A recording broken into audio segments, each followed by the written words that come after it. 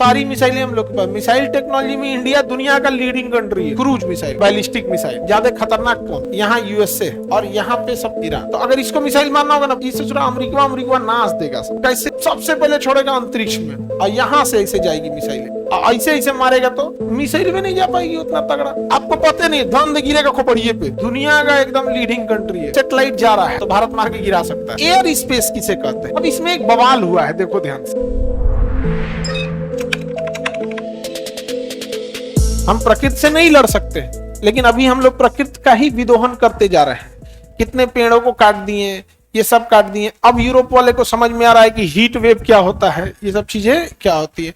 और जब भी यूरोप वाला चिल्लाता है सब, तो उसी को दिक्कत है, इसीलिए चिल्लाता है सब।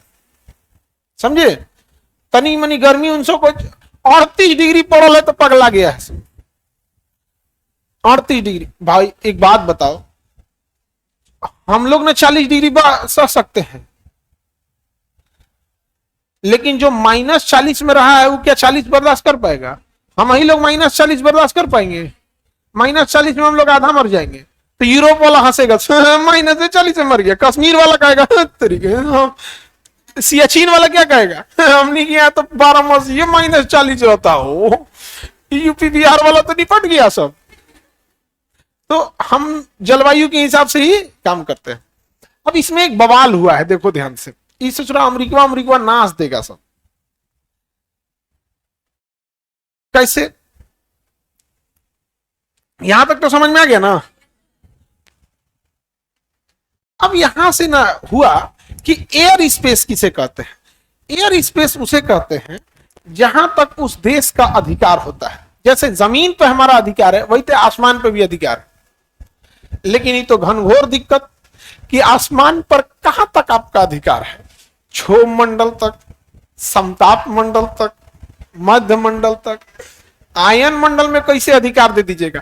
पता चला आप आयन मंडल में अधिकार दे दीजिए कि जिसके ऊपर जो आयन मंडल उसका। अब पता चला अमेरिका का सैटेलाइट श्रीलंका के ऊपर गया तो मार के गिरा दिया। हे मार हो लो हो, तो भाई एक लिमिट तक ही देंगे ना आप। क्योंकि जैसे आप एयर स्पेस दे दिए, इसका मतलब आप उस देश से परमिशन लीजिए, अदरवाइज में उस देश की सैन्य कार्रवाई हो जाएगी कि नहीं? तो ये तो हुआ बवाल। तो कैरेमल लाइन खींचा गया। कौन सी line? Karman line.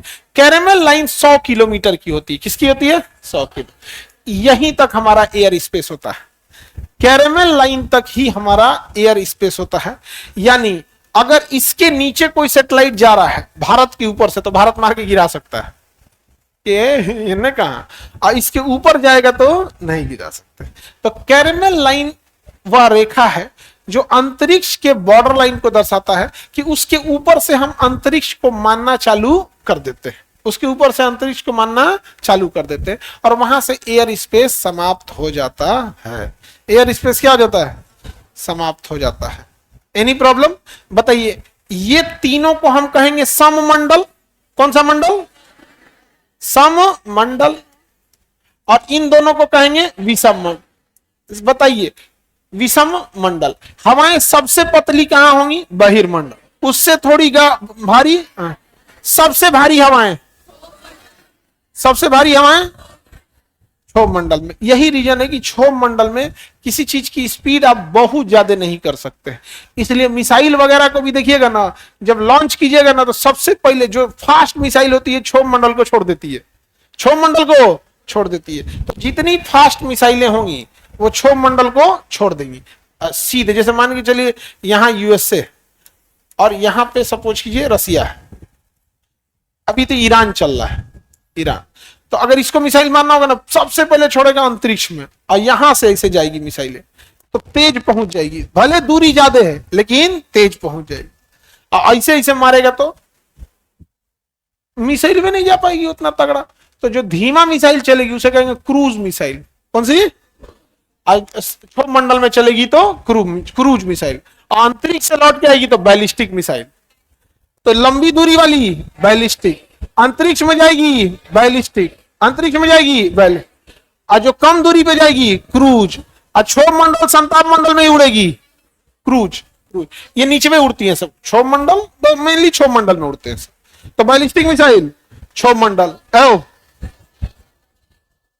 Ballistic missile क्षोभ मंडल में कहा जाएगा वो? बैलिस्टिक मिसाइल अंतरिक्ष, बैलिस्टिक तो बैलिस्टिक का रेंज कम या ज्यादा? ज्यादा। क्रूज मिसाइल क्षोभ मंडल, रेंज ज्यादा या कम? ज्यादा खतरनाक कौन? बैलिस्टिक ज्यादा खतरनाक, बैलिस्टिक ज्यादा खतरनाक होता है। जो कब वो पता भी नहीं ना चलने देगा आपको।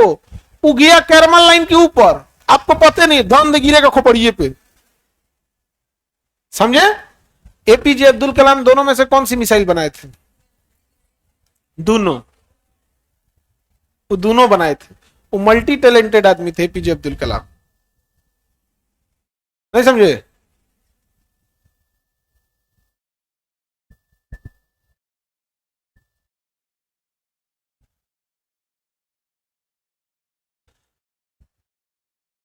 Any problem? हम लोग के पास कौन सी मिसाइल है? दोनों, सारी मिसाइलें हम लोग के पास। मिसाइल टेक्नोलॉजी में इंडिया दुनिया का लीडिंग कंट्री है, दुनिया का एकदम लीडिंग कंट्री है। हम लोग जहाज वहाज नहीं बना पाते हैं, अलग बात है। हम लोग जहाज नहीं बना पाते, जहाज सब खरीद के आया है, हेलीकॉप्टर सब खरीद के आया, तो हम अपना जहाज की टेक्नोलॉजी में अभी थोड़ा पीछे है। अभी तो स्टार्ट कर रहे हैं हम एयरबस और टाटा के कोलैबोरेशन से, अच्छा कारखाना लगा है। Any problem?